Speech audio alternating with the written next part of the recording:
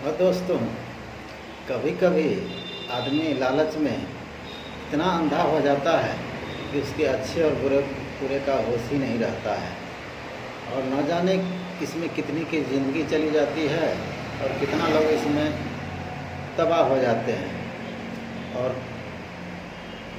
परेशानी बढ़ जाती है। तो इसी प्रकार की एक कहानी सुनाने जा रहा हूँ जो राजस्थान प्रदेश का एक ज़िला पड़ता है जयपुर। जयपुर ज़िले के अंतर्गत एक छोटा सा मोहल्ला है छोटवारा। वही छोटवारा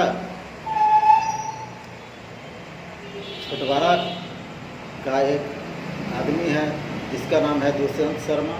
वो खेती किसानी का काम करता है। उसकी उम्र है 28 साल। उसके पिता का नाम है रामेश्वर। दोनों बाप बेटा अपना घर में रहता है पत्नी के साथ और अपना खेती किसानी का काम करके अपना ज़िंदगी व्यतीत करता है।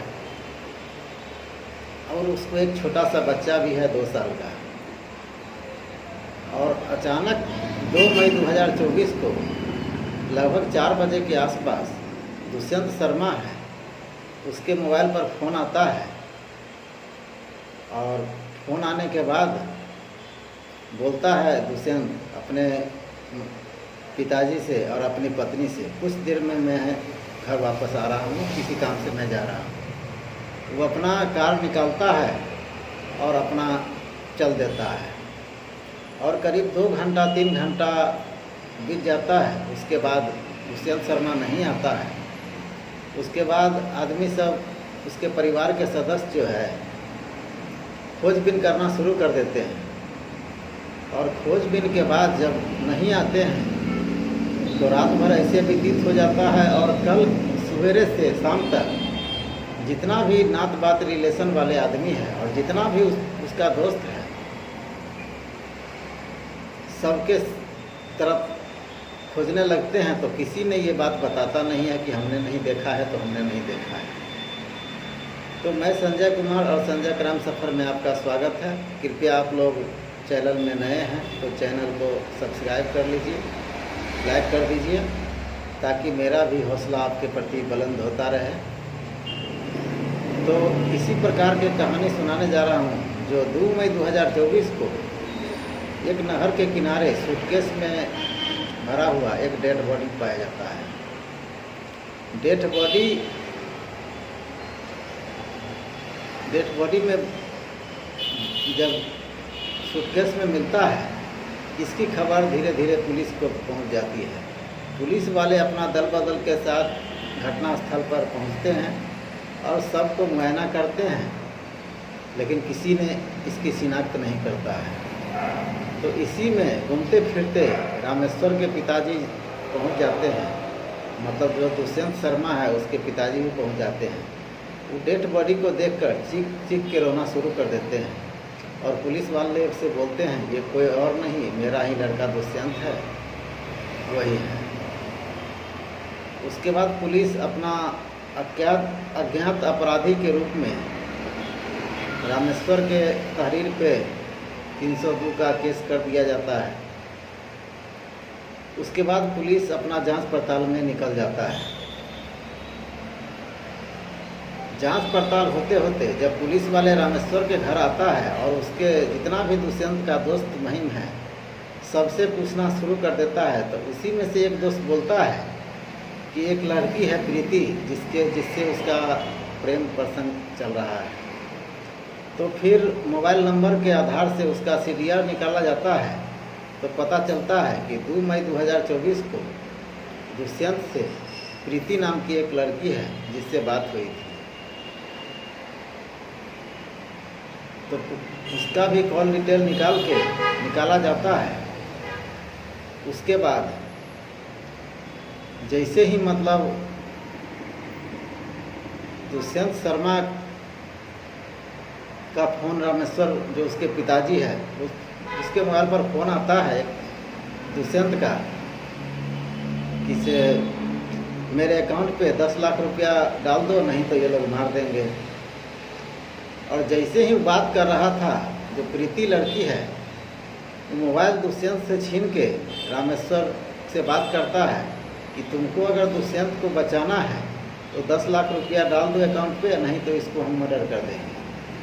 तो इस पर रामेश्वर है बोलता है कि मेरे पास 10 लाख रुपया तो नहीं है, अकाउंट में 2-3 लाख रुपया होगा।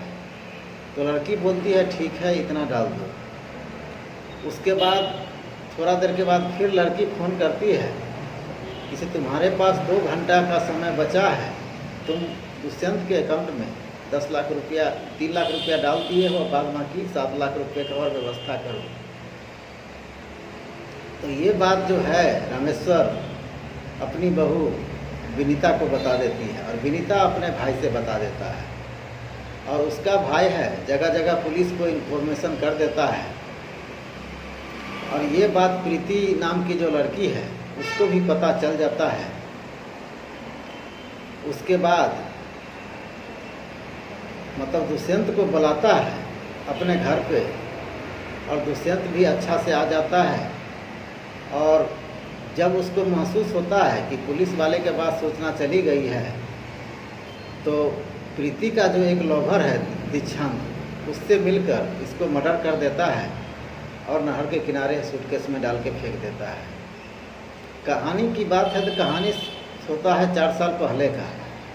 जो प्रीति नाम की एक लड़की है जो पौली जिले का आता है, उसके पिताजी टीचर हैं और मम्मी भी कोई सरकारी डिपार्टमेंट में ही है। और प्रीति जो है पढ़ने लिखने में तेज है और देखने में सुंदर है। जब उसके पिताजी और मम्मी जी मार्केट में भेज दिए पढ़ने के लिए, तो उसको शहर की हवा लग गई, और शहर की हवा लगते लगते गार्जियन के तरफ से पूरा खर्चा एडजस्ट नहीं मिलता था। एडजस्ट होने के लिए वो एक मतलब जहाँ वो रूम लिया था वहाँ इसी मोहल्ले में एक दीक्षांत नाम का आदमी से उसको मुलाकात होता है और उससे प्रेम हो जाता है। और प्रेम होने के बाद जहाँ वो पढ़ती है उसकी एक सहेली है जो कॉल गर्ल्स का काम करती है और अच्छा खासा से अपना पैसा वसूलती है और रहती है। तो प्रीति भी मोबाइल ऐप्स में टिंडर ऐप्स या किसी प्रकार का जो ऐप्स होता है वो डाउनलोड करके कई आदमी से बात करती है और दोस्ती इसका लंबा चौड़ा हो जाता है और बुलाती है और पैसे का डिमांड करती है, और पैसा लेने के बाद किसी न किसी बहाने ये भाग जाती है। इसके बाद भी मतलब जब 3-4 साल हो जाता है तो इसका शौक अरमान भी अच्छा रहता है, लेकिन कुछ कारण से इसका खर्चा कुछ कम पड़ जाता है। तो प्रीति और दीक्षांत है दोनों आपस में विचारते हैं किसी ऐसे आदमी से संपर्क करें जिसके पास बहुत सारा रुपया हो और उसमें मेरा कर्जा बयान जो भी है सब एडजस्ट हो जाएगा। तो दीक्षांत और प्रीति है वो कई जगह से कस्टमर ढूंढ के लाते हैं और प्रीति को देते हैं और पैसा वसूलती है और अच्छा खासा रहती है, लेकिन इसके बाद भी संतुष्ट नहीं हो पाती है, खर्चा एडजस्ट नहीं हो पाता है। तो दीक्षांत जो है एक आदमी का नाम बताता है दुष्यंत शर्मा से, बहुत पैसे वाला आदमी है, अगर इसको अपहरण कर लिया जाए तो 8-10 लाख रुपया हाथ लग जाएगा। तो ये बात प्रीति के दिमाग में एडजस्ट कर जाती है। उसके बाद प्रीति है वही ऐप्स के द्वारा दुष्यंत शर्मा से दोस्ती करता है और बात करने लगता है, और 2 मई 2024 को अपने घर पे बुलाता है और उससे मीठी मीठी बातें करता है और पैसे की चर्चा करता है। तो दुष्यंत शर्मा देने का नाम नहीं लेता है। नहीं नाम लेने के बाद वो अच्छी खासी पिटाई करता है, और जब तक ये बात पुलिस में चला जाता है तो ये दोनों सोचते हैं कि पुलिस में बात चली गई है और हम लोग को पुलिस पकड़ेगी तो बहुत पिटाई भी करेगा, हमारी ज़िंदगी भी बर्बाद हो जाएगी और बदनामी भी होगी। तो दोनों मिलके तेज़ हथियार से दुष्यंत शर्मा का मर्डर कर देता है और नहर के किनारे फेंक देता है। तो जैसे ही गिरफ्तार होता है प्रीति और पुलिस वाले के पास जाता है, तो पहले तो प्रीति इधर उधर की बात बताती है, लेकिन जब पुलिस सख्ती से पेश आता है तो प्रीति अपना सच्चाई कबूल कर देता है। कबूल करने के बाद उसको अदालत में पेश किया जाता है और वहीं से उसको जेल भेज दिया जाता है। तो इस कहानी में आपका क्या विचार है, कमेंट में लिख के बतावें, और किसी प्रकार की गलती है तो क्षमा करें। जय हिंद, जय भारत। कल हम चलते हैं फिर अगली वीडियो में।